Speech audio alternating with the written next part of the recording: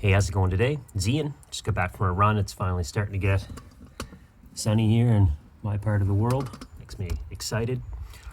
And I had a few questions from email list subscribers that I've got to catch up on to answer. So the first question we're going to answer today is what's the best way to target local YouTube ads when you're running, a statewide or province-wide or a city or radius type of campaign? And the inquiry I had from someone on our list was, is it better to target placements or URLs or, keywords or specific videos?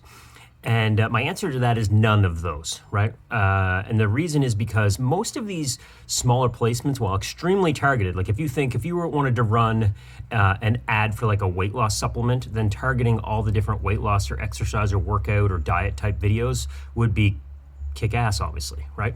However, in most local campaigns, we don't have that type. Well, there's two things. One, generally there isn't any. Most local type businesses, like service or offline type businesses, don't really match up to that type of thing unless you're a local gym or something like that. And two, the other issue is like, unless you're in a giant city, like you're in New York, you're in Los Angeles, you're in, San Francisco or maybe Toronto in Canada, right? But most cities do not have the population to have enough impressions on a day or even a month on a specific video or channel to make a campaign work. So what should you do? Well, my opinion, and this is what I give all my consulting clients and my students as well, would be to do one of three things, right? The first thing is to build an audience of keywords that people are searching in Google, and you can basically target people on YouTube that have recently searched those keywords and similar types of keywords. So let's take roofing, for example. Let's say metal roofing, metal roofing contractor, right? Or roofing services or roofing repair, or more specific to a city, like roofing repair Minnesota or something like that. That's the first step. I recommend targeting those. There isn't a ton of volume, but leads and results are generally the least expensive, very targeted traffic. The second thing is to look at in-markets and affinity audiences, so stock audiences that already exist in Google. Google has this huge catalog of audiences that are accessible to anyone who has an AdWords account.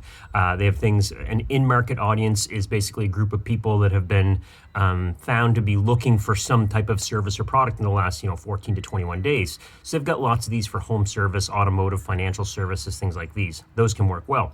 So if you're targeting a specific thing, you can test those. The second type of stock audience I just mentioned was an affinity audience. And an affinity audience is more who the person is. So not currently what are they doing the last 21 days, but what do they do? So like, for instance, I'm a runner. I run a lot, right? So I might fall into, say, a running affinity audience because that's a core part of who I am, right? Someone who's a vegetarian might fall into a vegetarian audience. Or if you're a video gamer, you'd fall into a gamer audience. So there's all kinds of these as well. Everything from, different types of news people digest, political or business, to types of food they eat, to types of music they listen to, or movies or TV shows they watch, okay? Now, the third way, because I said there was three ways, is straight broad targeting. And I find a lot of success with local campaigns, especially when we're not in a highly populated area, or if our offer is really tight in terms of demographic targeting. So if it's only one gender, or if it's only a couple of age bands, like say it's for seniors or it's just for young people, whatever it might be. So broad targeting would mean you don't target any audience in particular. So you don't care what video it is. You're going to target the geo, so like zip codes, postal codes, cities, province, state, whatever, right? And then maybe you'll narrow things by demographic targeting. So maybe parent status, gender, age, and possibly income level, depending on where you're living and what country you're in. That's not available everywhere. And then sometimes, not always, I'll also narrow things by the device that they're using, right? So maybe I'll only target mobile, or I'll only target desktop, or I'll only target tablet, right? So that can be a very effective way to run a local campaign for a couple reasons. One, it gives us the biggest reach, but oftentimes we're not as restricted, like we need to get a result for an exact dollar amount, right? Like part of my business is selling leads. And when we sell leads, we have to acquire those leads below a certain amount. Otherwise, we don't make money, we lose money, right? So if I'm selling leads for $50, if I get them for $52, it costs me $2 to do that transaction. Bad move, can't do that for very long, right?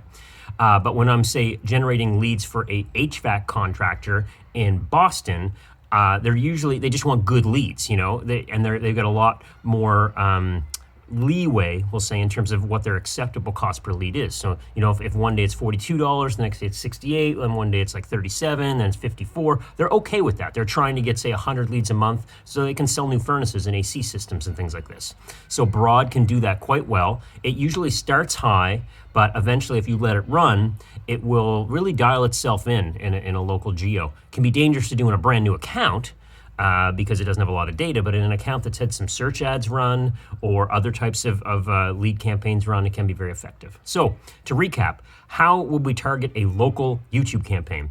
Don't worry about channels or specific placements or keywords or interest topics, in my opinion. Look at custom keyword audiences. So keywords that have been searched in Google is going to be a great way to attract traffic. Oh, I didn't mention this. If you're working with a client or yourself and you're running traffic anywhere else, then a great audience to start with as well is a retargeting audience. So get your pixel, your Google tag on all the pages you can, and then run a retargeting campaign in YouTube. And there's a little button when you set your audience for what's called audience expansion. Turn that on. That's going to tell the algorithm to go find people that are very similar to those that are already in that audience. So it gives you a little boost besides just retargeting. So that'd be a fourth way. So retargeting, broad with maybe demographic narrowing and geographic narrowing, stock in market audiences, and then stock affinity audiences. That is how to out of the gate target a local YouTube campaign, especially when you're running things for leads.